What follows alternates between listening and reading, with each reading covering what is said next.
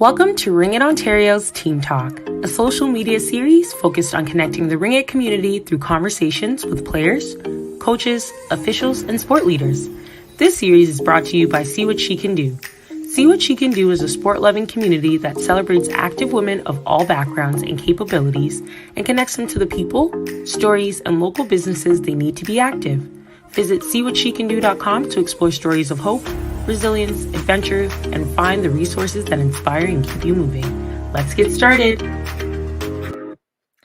Hi, everybody. My name is Cassie, and I'll be your today's host of Ringette Ontario's Team Talk presented by SeeWhatSheCanDo. So today we are joined by dietitian and sports nutritionist Bianca Cordeiro. And Bianca, she is a master-trained registered dietitian and sports nutritionist. Bianca earned her Bachelor of Applied Nutrition and Master of Applied Nutrition at the University of Guelph, Ontario. And during her time at the University of Guelph, Bianca gained multiple educational experiences related to sports nutrition, with a practicum placement with sports nutrition and additional courses and projects that grew her sports nutrition knowledge. So she currently works out of Mindset Fit First, a clinic in Vaughan, Ontario, counseling athletes to improve their sports performance and recovery. So welcome to the show, Bianca. Hi, thank you for having me. So, Bianca, tell us a little bit about your role as a sports nutritionist. So, what does your day-to-day life look like? Yeah, so my day-to-day life really looks like, it really depends actually on my client flow, just because that can vary from day to day. So on a day where I'm seeing more clients, that means doing a lot of chart reviews, making sure that I have everything ready to see when I see my clients, and then it's doing counseling with them. It could be initial consults, it could be follow-ups. And during the time where I'm not seeing clients, it could mean that I'm doing social media content to have more content on nutrition and sports nutrition, as well as it could even be just doing a video for sports nutrition, or even just preparing for my client for the next day. So it really depends on the day. Yeah. Okay. So, with this lockdown and all things COVID, so how are you helping your athletes stay committed to better food choices during this time? Yeah. So it always varies depending on the athlete. So sometimes you have an athlete who didn't have any training at all during the first part of the pandemic. Mm-hmm. And they might need more nutritional support to get back on track with building muscle and being at the top of their game again. Or it could look like an athlete who may have injured themselves during the time after the beginning of the shutdowns. So it really depends on the client. But it also, during this time, I've taken the time to build more resources for my athletes and for athletes in general, just so that they can access more free resources during this time, just because there are some financial challenges that people are facing. Yeah, I agree. So, why do you think food and nutrition kind of go hand in hand and are so important in sport?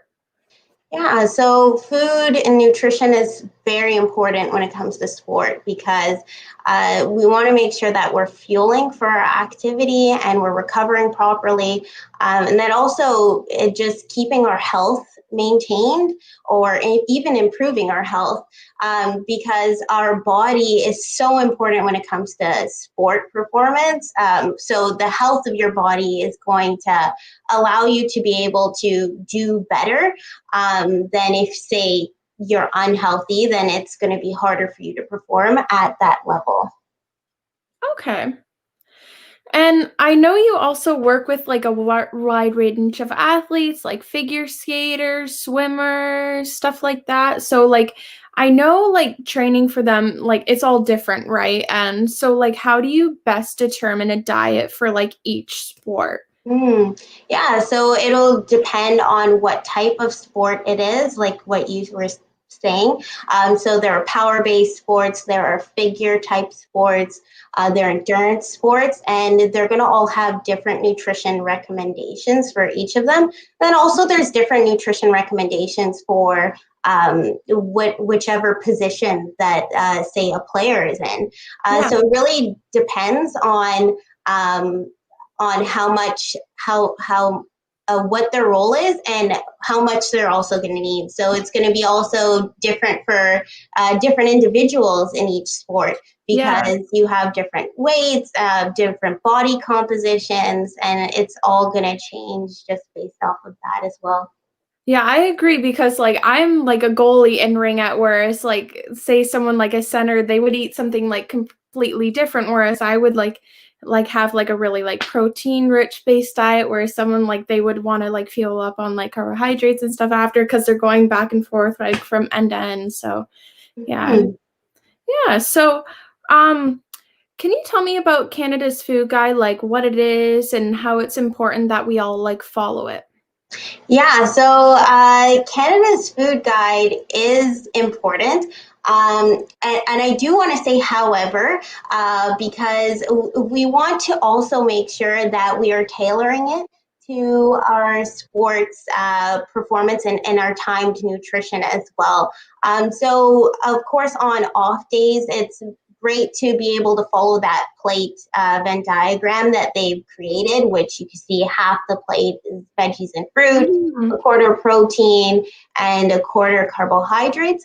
But as we start transitioning over to those training days and those competition days, you're probably going to see that carbohydrate portion start to grow into that veggie portion, just because there's less fiber found within that carb portion, and we also need the carbs to fuel our activity.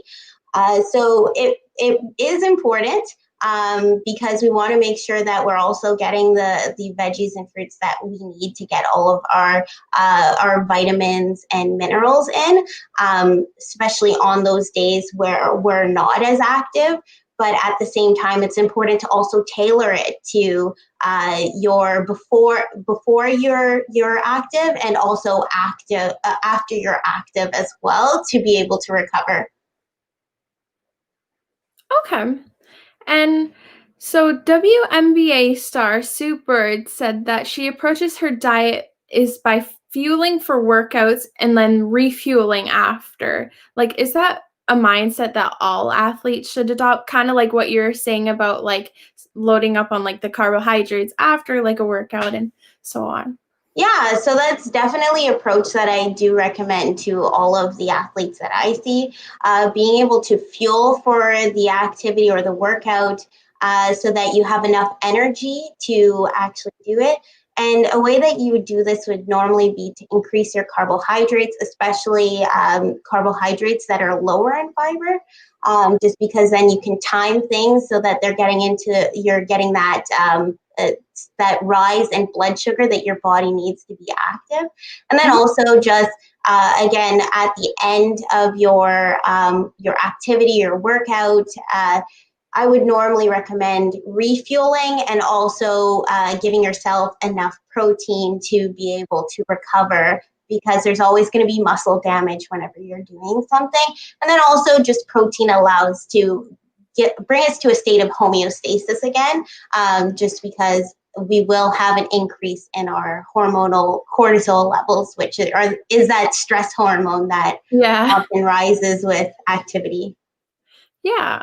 And the next question I have kind of ties into the like two previous. So like how you were saying like different athletes they all need their different diets. So like ringette players, they look like different, like in different forms, like structure, size, like a goalie, like it's a lot of like power, like whereas like your centerman like will need to like have a lot of endurance. So how does each athlete who may not have access to like a sports nutritionist like determine the best way to fuel themselves based on like their position and their like body size, structure?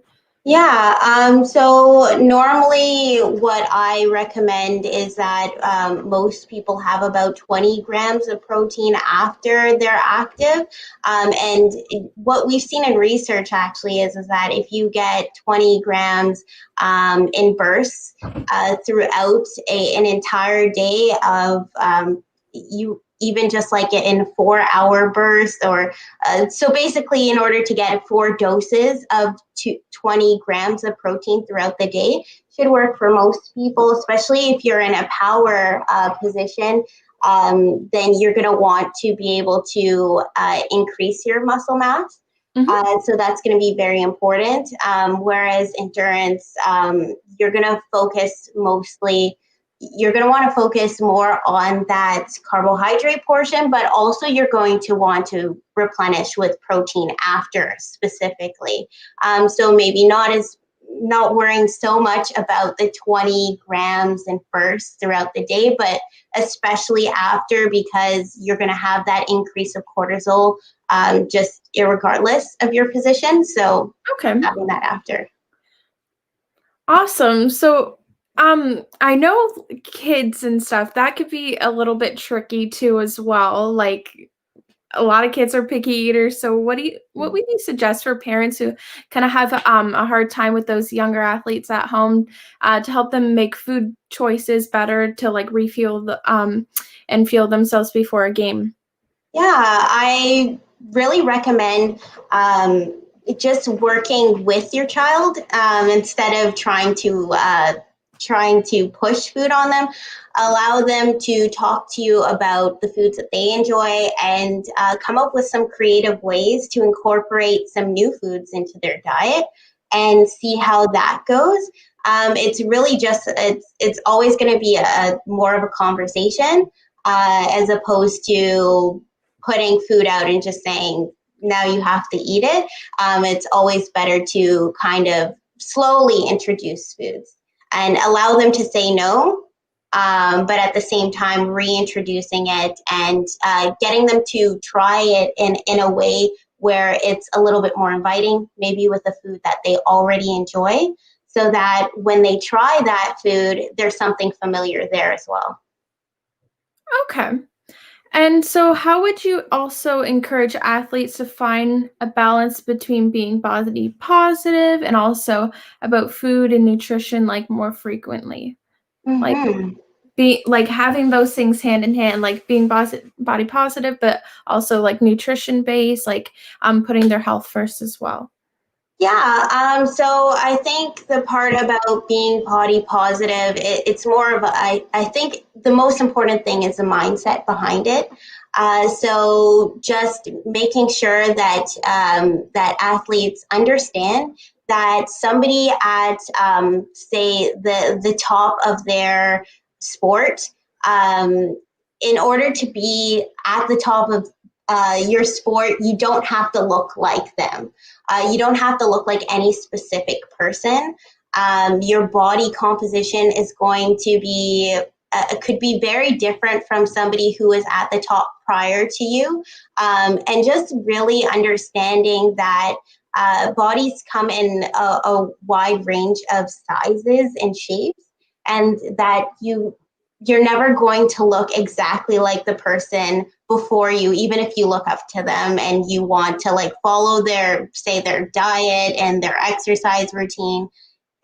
You're an individual, and just understanding that you're going to have a unique experience and a unique body compared to that other person. Okay. So my next question is, what do you recommend is the best drink after a workout? Because I know a lot of like I've seen this many times, like a lot of people like to drink back the chocolate milk or like chug bottles of water, like or like the Gatorades and stuff, which I know can be high in sugar. So what are your like between water, sports drink, what are the benefits of both and what would you recommend? Yeah, so actually, for at least for Ringette, a chocolate milk actually is a very good idea. It has quite a bit of carbohydrates and protein and in a great ratio as well. As the ratio would be carb to protein would be a 2-to-1. So even having like 2 cups of chocolate milk is going to hydrate you. It's going to give you some electrolytes back in. It's going to give you that carb, and it's going to give you protein. So it actually is a great idea. And what would you recommend, like water or like sports drinks wise? Like I know like the chocolate milk, I've seen that thing like a lot throughout Ringette. But like what, like say water versus sports drink, what would you say is better? Like, because I know you were talking about refueling yourself with like carbohydrates and stuff after. Like, would a sports drink be a good option, or like would water be better, or even like a more in between? Yeah, so during your activity, it may be beneficial to have a sports drink around if you are going for more than 2 hours. So if you are, if you're practicing for more than 2 hours, you're sweating, you're gonna want to have that sports drink. If you're going for under 2 hours, then water's just fine. Okay, perfect. And how does eating well help us in terms of like, how does that tie into our mental health and like our mental performance as well as like people and athletes? Yeah, so this is an interesting question just because there's multiple components to it. So as we know, our bodily health is connected to our mental health and vice versa. They kind of like will impact each other. So like things from vitamin status, like there are vitamins that are very important for mental health. Vitamin D is one of those things that you want to have a good status of it so that you basically decrease your risk of having things like depression. So that's going to be important. So if you have a low vitamin D status, then you're going to want to make sure that you have a good vitamin D status. And so just eating nutritiously and making sure that you're getting a good variety of different foods is going to be very important for you to get all of the nutrients that you need to support your body's health.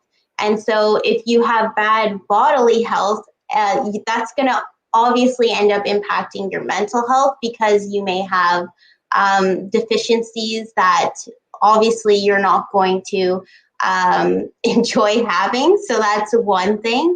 But also, like I said, you could have a deficiency that specifically is linked to mental health, like a vitamin D deficiency. So there's that. But then there's also the game mindset. So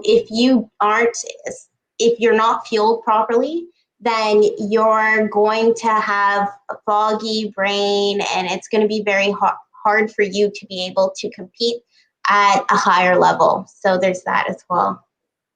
And I think we've all been there, like as athletes. I think we've all had our days or say we're not like feeling mentally our best, and like that can impact our performance as well as sometimes we like might be rushing in between like games and not feel ourselves the best, and like that can impact games later on in the day. So I have some viewer questions next, and whoever's tuned in, feel free to leave some in the comments so we can answer those as well. So the first viewer question I have, and before I ask it, this kind of ties into me personally as well. I was actually a vegan for 4 years, but I'm not anymore. I eat more of like the plant-based kind of diet. That's what I tend to go for and what works for me. But is it true that like high performance athletes must eat meat to maintain their strength? Or like if not, like what foods would you recommend for like vegetarians, vegans, or someone like plant-based like myself, athletes to eat to make sure they're fueling themselves properly?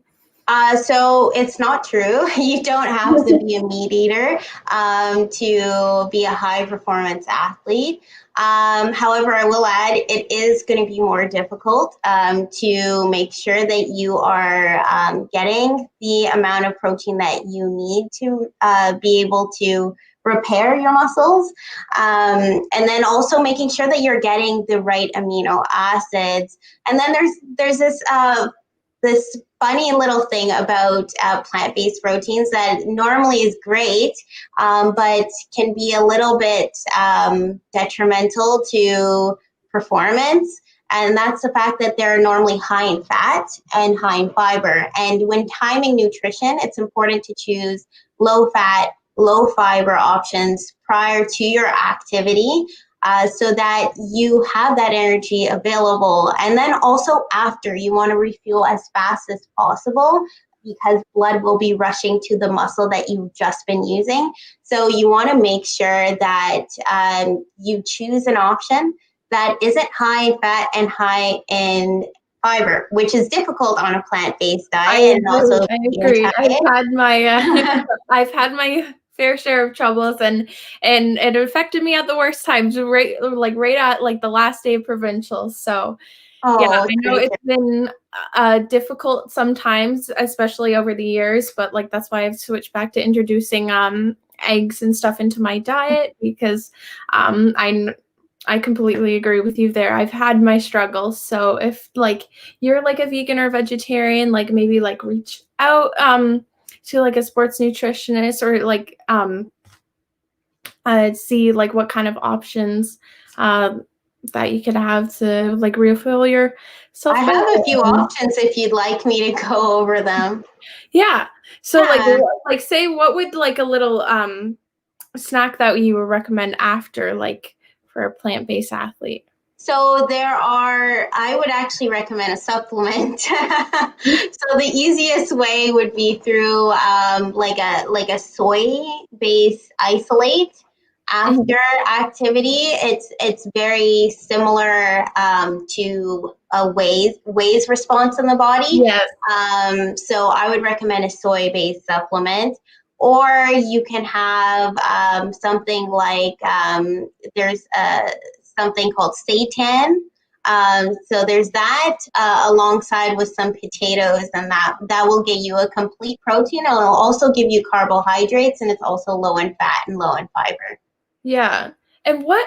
And tying into this, I actually have a question I thought of.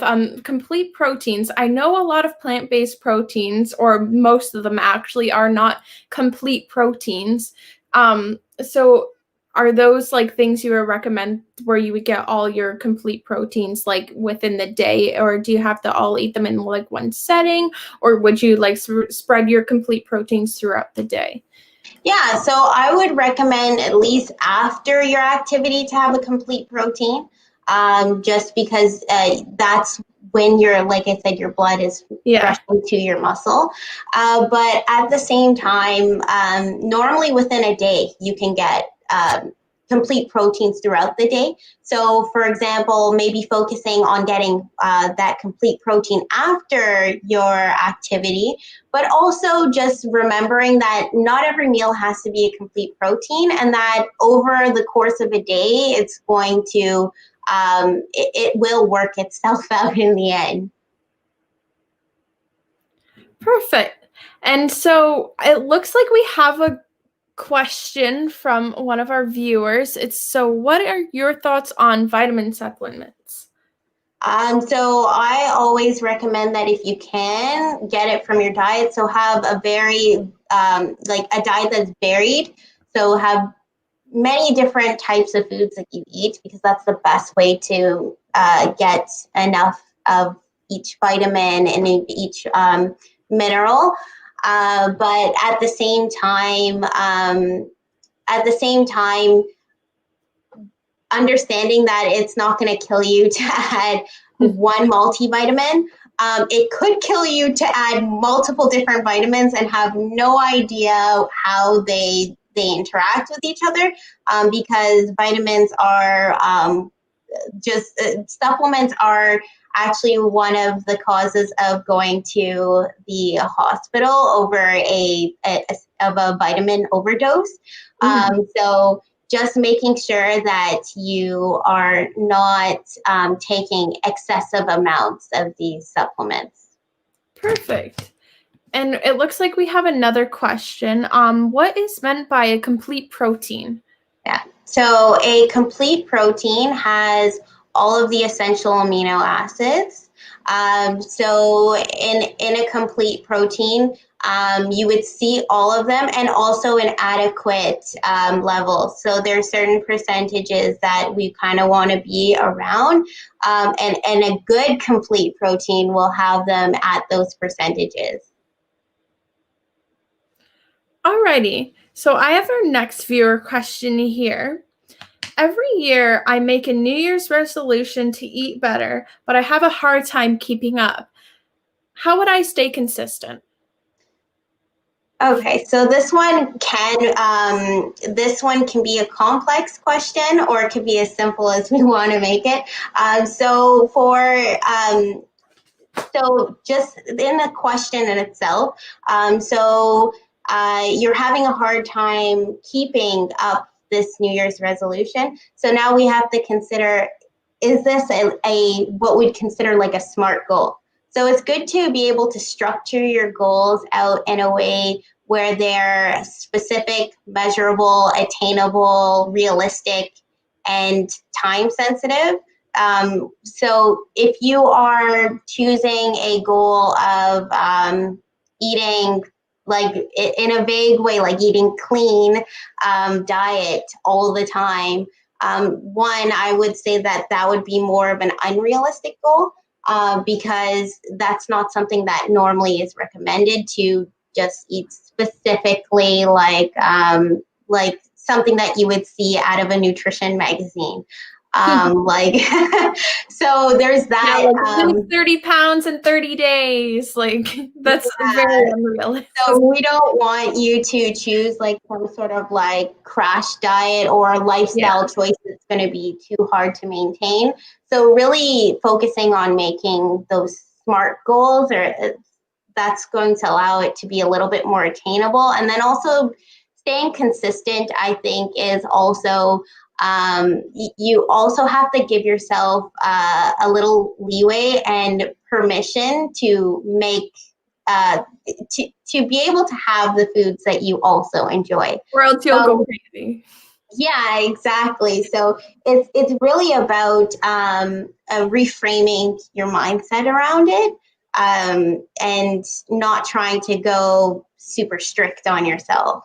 Because I feel like when we do that, like, I feel like people just want like these like quick results, like I want to see it now, and then like when you don't see that, like it's like that's like when the consistency drops, and then you like try again. Whereas like if you take like the route in the approach, like you said, the SMART goals, like it will take over a longer period of time, but it will help you to stay more consistent, and it's like more attainable. Like it's just a more realistic lifestyle to live by.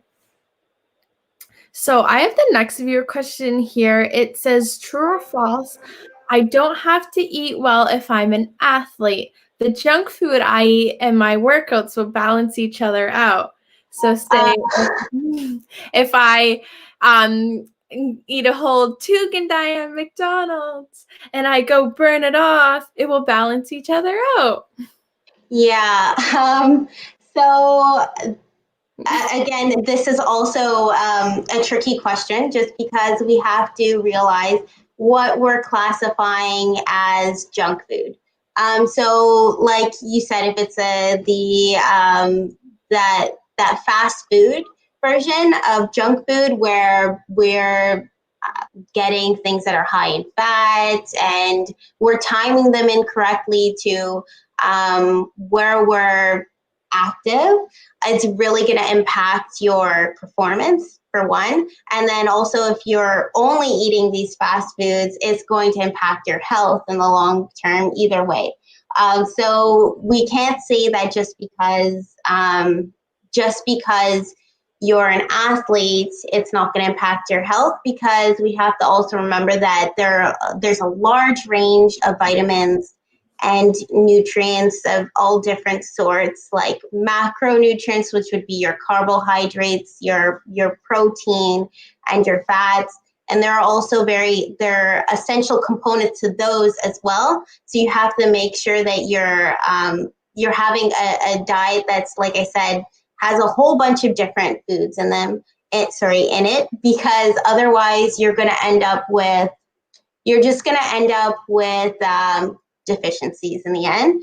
So that's one of the issues. And then also, like I said, timing wise, if you're not having foods that are going to fuel your activity and you're having, I don't know, like a Big Mac and a side of fries an hour before practice, then it's going to really impact your performance. But then the silver lining is if you're talking about junk food as in things like candy, or even like if some people may even consider things like juices junk food, those could actually have their place and could also be used in a way that will actually maximize your performance. So it depends on how we define junk food as well. Yes. And so our last viewer question is, when do you eat simple and complex carbs? Which is best for pre and post-workout meals? Yeah. So that's a great question. When it comes to simple carbs, they are, I would say, by far the best before and after. It just depends how long you wait in between eating them. So if it's like 3 hours before, an hour before, then a simple carbohydrate like white rice or like white noodles of some sort, not pasta, but just like a white noodle. Those are going to be beneficial to your performance before. And also, if it's like, say, an hour after or even like up to like 3 hours after your activity, then having that simple carbs also going to be good. But then if we're pushing into like, say like 5 hours after, then it really doesn't matter as much anymore because you already hit that kind of that point where it's where you should have replenished some of those stores already, and then your body will replenish over time as well. So I hope that answered that question. Sure, it does. So is there like any other, I think we have one more or two more viewer comments. Does it really matter what time of day you work out, or is it more beneficial to work out before you start your day as opposed the end of the day after your meals? So this depends on the person. So it really depends on how you feel at the beginning and the end of the day. And then also when it comes to nutrition, you are going to have more time to be able to replenish your protein stores if it's not too close to your bedtime. If it's too close to your bedtime and you have food prior to bed, it may give you symptoms that you don't like heartburn and other stuff like that, which can come with lying down too soon after consuming something. So there's that. But then also when it comes to working out, like I said, it's highly individual. So it really depends on when you feel best to work out. So there is another viewer question from Melanie. Protein smoothies for breakfast. So when it comes to breakfast, if you find that smoothies are a way for you to be able to grab breakfast and you're hungry in the morning, a protein smoothie for breakfast, that's something that's fine, as long as you're just making sure that it's a complete breakfast. So just making sure that it's not like a protein shake, but like a smoothie that has other components to it. Because like what kind of things would you recommend putting in? So stuff like bananas or nut butters, those sorts of things that you can add. You can have berries added to your smoothies. You can have pretty much you can have vegetables if you'd like. Vegetables are also something that are good in smoothies. So So like, things like that are like more neutral in taste, I find work better. Like spinach is one of those ones that typically blend down, or avocado is another one. But as long as they're not close to your practice, that would be mine. So you would prefer something like real foods rather than just like a protein supplement, like you could add that if you need additional protein on top, or there are high protein milks. Like I have one right behind me. Oh, no. Why can't you? There. So there's that one right there, which is Joya. But there's also other brands like Fairlife. Yeah, so it really just depends on whether or not you want to have a supplement or you want to have like a high protein milk. If you're vegan, then a supplement might be the easier choice, unless you're having like a soy milk, which has more protein in it. So there's, that would be what I would recommend to add, if anything, if you don't want to supplement. So for any of you who are watching, like, feel free to leave any more comments. But Bianca, is there any other information regarding food and nutrition that you'd like to share with us before we move on to what you have to show us next? Yeah, I guess when it comes to food and nutrition, I think it's really important for everyone to be very forgiving on themselves. So to not get too caught up in being perfect with it, but also to learn from themselves. Learn what works for you, what doesn't work for you. Even just noting down the things that do work for you, noting down the things that didn't work for you. That's probably the best way for you to be able to troubleshoot through the foods that are going to work for you for your performance and the foods that are not so good for you. But other than that, just make sure that you're fueling for your activity, like I said, using the carbohydrates, and you're recovering using carbohydrates and protein. So that would be what I do. I just want to kind of sum everything together and put a little bow on top. I feel like a lot of the questions I had kind of like tied back and went back and forth. So, alrighty, thank you for answering everybody's questions today. So, Bianca, it's time for you to cook. Bianca's going to show everybody how to make a yummy, nutritious, and easy snack. So, what will you be making for us today? I will be making panna cotta, vanilla flavor.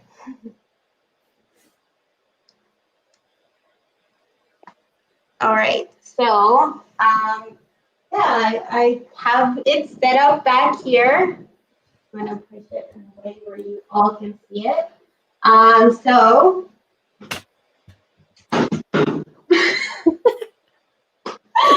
just my luck. Okay, sorry. All right.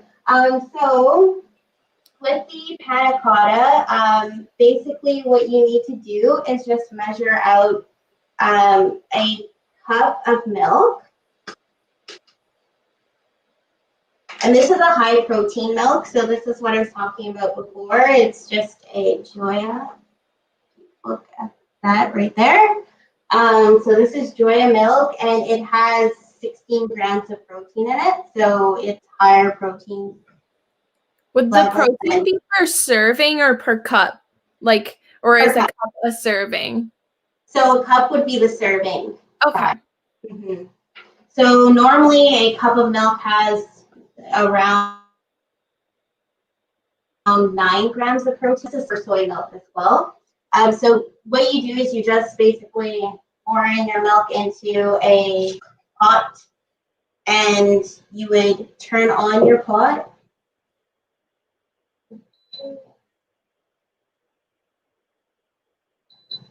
And you want it on a lower setting because you don't want to burn the milk. So then you would just heat this pot up, and during that time, what you can do is, it's going to seem crazy, but we are going to use a corn syrup.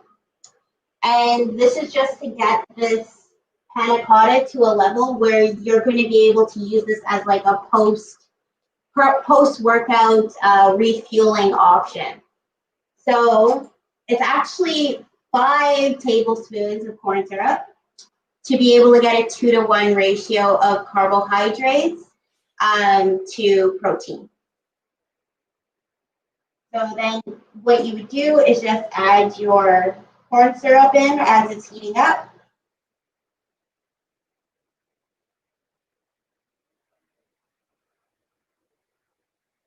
So that's 1, the 2nd tablespoon,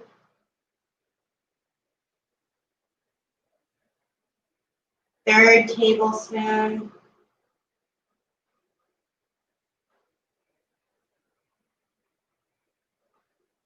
4th, and then we're going to do 1 last tablespoon.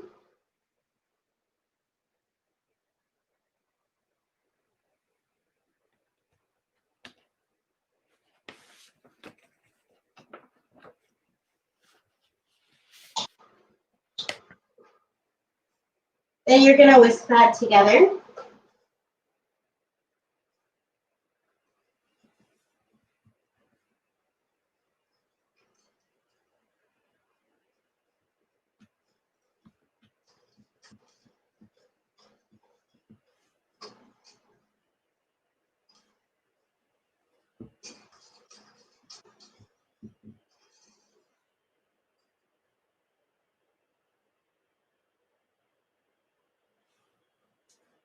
And then you could do a number of different things.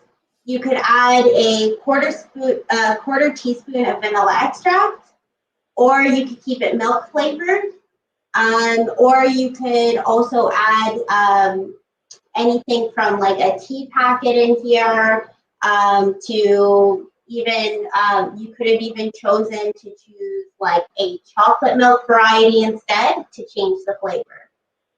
So we're actually going to leave it as such for right now, and we're going to now work on getting the gelatin in.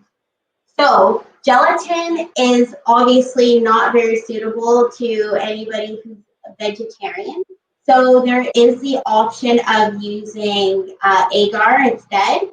So you would just do the same thing, but with agar after, you would just you would just add it instead of the gelatin. And it's in the same ratio. So we're going to do 1 teaspoon of gelatin, and that would be the same amount that you would have done for the agar if you were choosing a vegetarian option instead. So just make sure to add it slowly, because if you add it too fast, it will clump. But don't worry if you add it fast. All you have to do is just strain out the excess. It may be a little less solid after, but it'll still work. So I'm just whisking in the gelatin right now. So we have a viewer question. It says from Marion, can I use a lactose-free milk with this snack? Yes, actually, in fact, this one I believe is, I'm trying to see if this one is lactose-free. Yeah, so this one's less lactose, but I know Fairlife is a lactose-free high-protein option.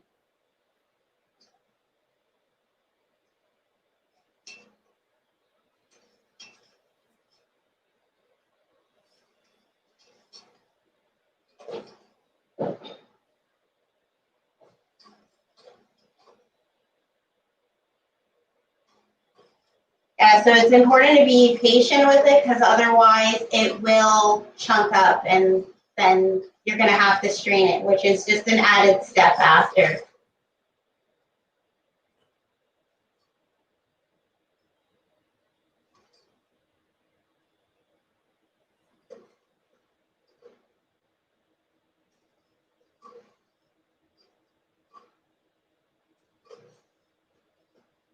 So actually the gelatin is a good addition, because it also is a type of collagen. So if you have any issues with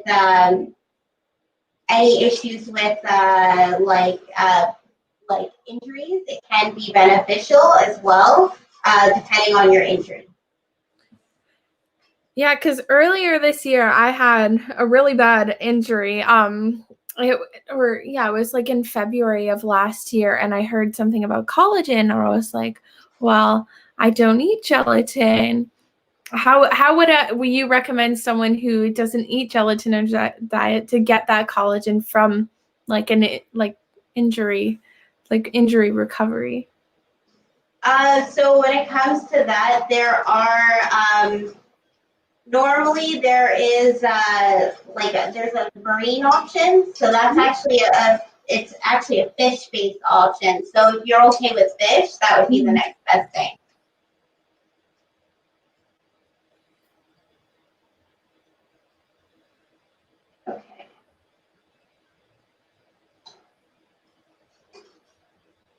Okay, so now that that's done heating up, essentially what you do is you just would turn it off. So you just want to heat it up until the gelatin is completely like dissolved into it. And then you just want to get it into something that you can easily pour out of. So that's this thing for me in this case.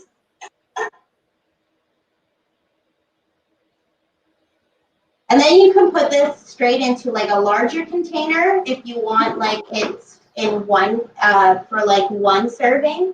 But if you want it for just like small snacks, you could also just use smaller containers.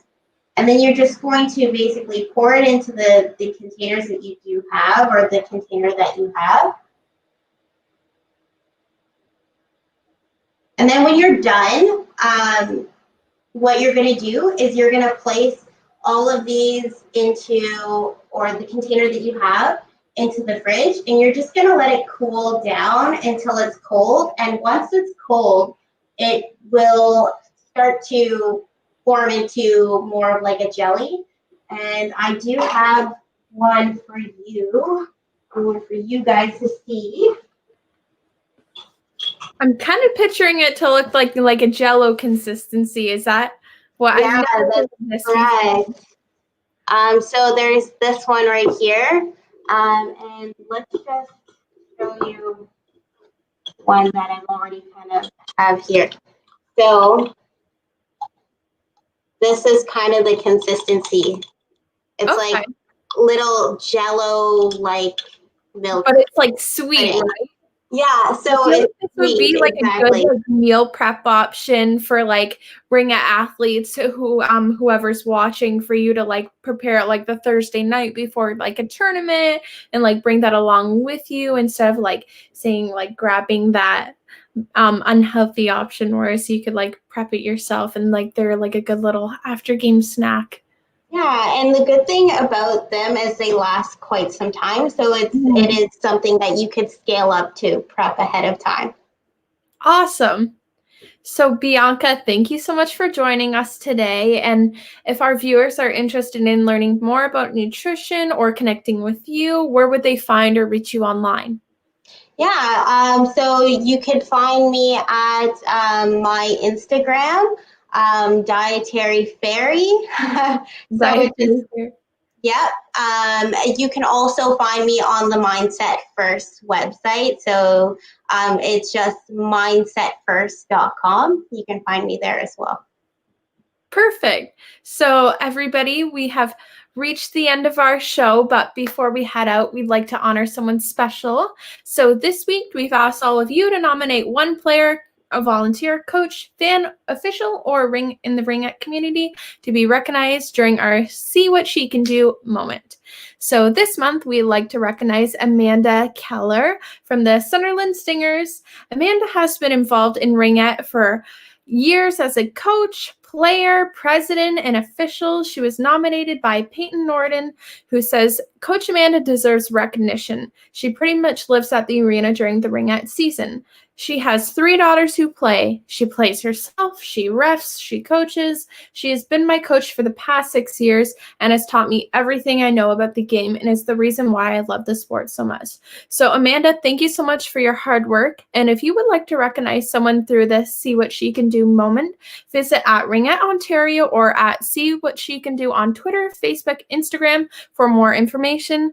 So thank you all for tuning in to our team talk, and we'll see you next time.